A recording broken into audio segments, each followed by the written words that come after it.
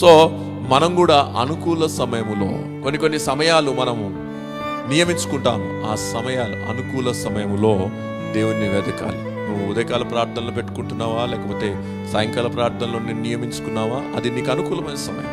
ఆ అనుకూలమైన సమయంలో నువ్వు వెతికినప్పుడు దేవుని కృప పొందుకుంటావు. అంటే అనుకూల సమయంలో దేవుడు సమీపంగా ఉన్నప్పుడు, అంటే మనకు అవకాశం ఉన్నప్పుడు దేవుడు కొన్ని అవకాశాలు ఇస్తాడు. ఎన్ని తప్పులు చేసినా, ఎన్ని పాపాలు చేసినా దేవుడు క్షమిస్తాడు. ఎన్నిసార్లు అని అంటే దేవుడు ఒక టైం పెట్టుకుంటాడు. పలానోడికి ఎన్నిసార్లు నేను క్షమిస్తా, ఈ టైం వరకు వాడు ఏం చేసినా ఓకే, ఆ తర్వాత వాడు ఏం చేసినా ఇక మనకు కూడా అంతే కదా. మనం స్నేహితుల విషయంలో కావచ్చు, లేకపోతే పిల్లల విషయంలో కావచ్చు, కుటుంబాల విషయంలో కావచ్చు, ఓర్చుకునే వరకు ఓర్చుకుంటాం. ఆ తర్వాత మనం సహించలేకుండా ఉన్నాం అనుకో, టైం అయిపోయింది అనుకోండి, ఒక లిమిట్ దాటిపోయింది అనుకోండి, వాళ్ళు ఏం చేస్తాం, ఏ తప్పు చేసినా మనం ఇక క్షమించం, వాళ్ళు వదిలేస్తాం వాళ్ళు.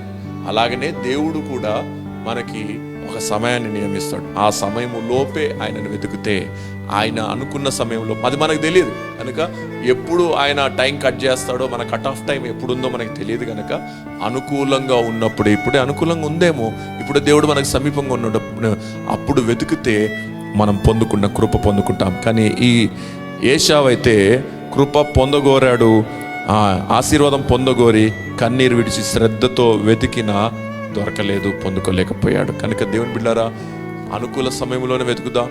తర్వాత మన ప్రార్థన దేవుడు అంగీకరించడేమో, తర్వాత మనం క్షమించబడ్డానికి అర్హులం కాదేమో, మన టైం అయిపోతుంది, మనకి ఇచ్చిన అవకాశాలు అన్నీ అయిపోతాయేమో.